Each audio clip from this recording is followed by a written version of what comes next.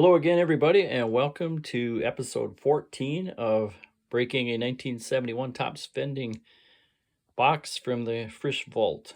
Here are an example of some of the cards we've gotten thus far. Some of the nicer cards. So far, some really nice conditioned cards. I've gotten some really good centering on some cards. I always put something out for luck, and so far we've just gotten one Tom Seaver so far from this vending box. So I already tried his 67 one of the episodes. We're going to put out his 68 card right there, which is a real nice card, part in my 68 set that I'm working on. And then a few guys connected to Seaver. Maybe at the end we'll go through some of that, as well as an old Sporting News article. This is from 1970. Where they were comparing Tom Seaver to Christy Mathewson. This is the cover of that Sporting News episode, there you see, from January of 1970. But before we go through all that, let's take a pinch of cards from this 71 box again and see what we get. I've been shooting for about 15 cards a time. Sometimes we get that. Sometimes I've gotten a little more, sometimes a little less, but it's kind of a pack and a half worth. And each time I try to think of myself as this little kid buying a 71 pack, and this is what we're going to get. And at the time, if you bought a pack, you would get from a certain series, and this happens to be series 2 for the vending box we're going through. So there's our first guy, Billy Wilson. Cal Kuntz. Not too good at centering on that one. I think that's maybe the third one I've gotten, and they've all had a bit of poor centering. Bobby Tolan. It's a good ball player. There's a Hall of Fame. I think he got in as a player or as a manager, maybe both. He's one of those combo guys, kind of like Dusty Baker is going to be. That was a really good player and a good manager. He managed that 69 Mets team to a title.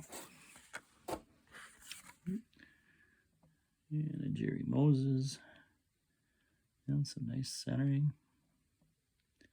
Nice black borders. Bill Singer was a good pitcher there.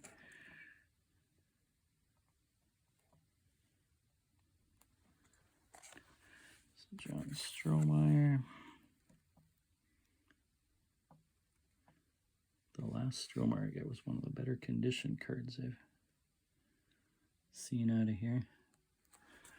Some people commenting about sending off for grading, which, yeah, I'm thinking of doing at some point, but I want to get through all the cards first. And possibility of some 9s and 10s, which are pretty rare in 71 Topps. What to go with, either SGC or PSA. Kind of leaning SGC at this point. The Tovar card's got a little scratch. Cesar was a good player for the Twins. Ken Henderson.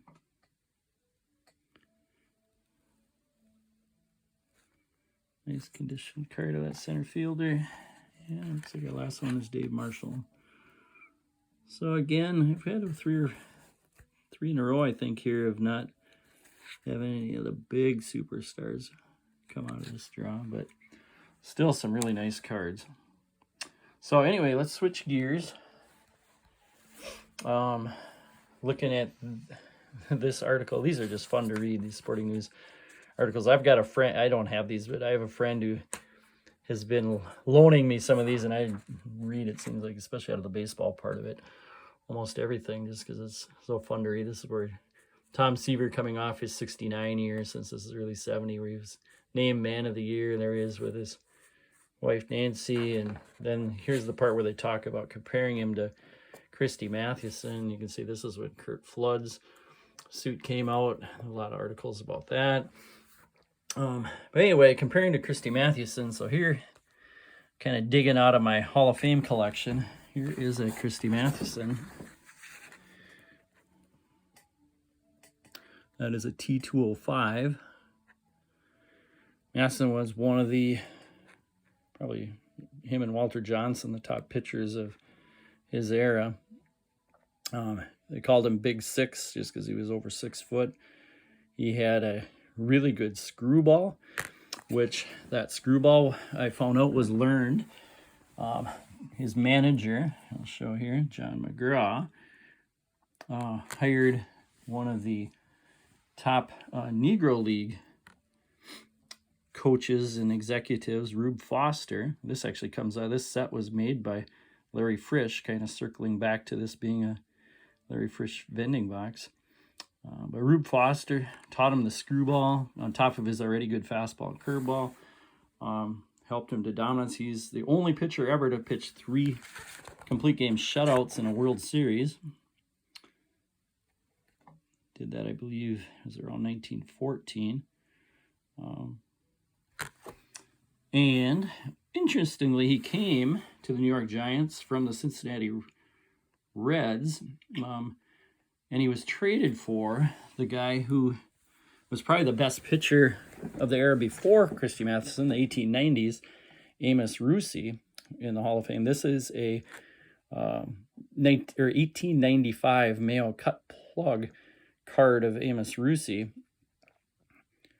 And Rusie, they say probably threw in the upper 90s, which at the time nobody else was doing. Led the league in strikeouts. He had 3 straight years over 300 strikeouts.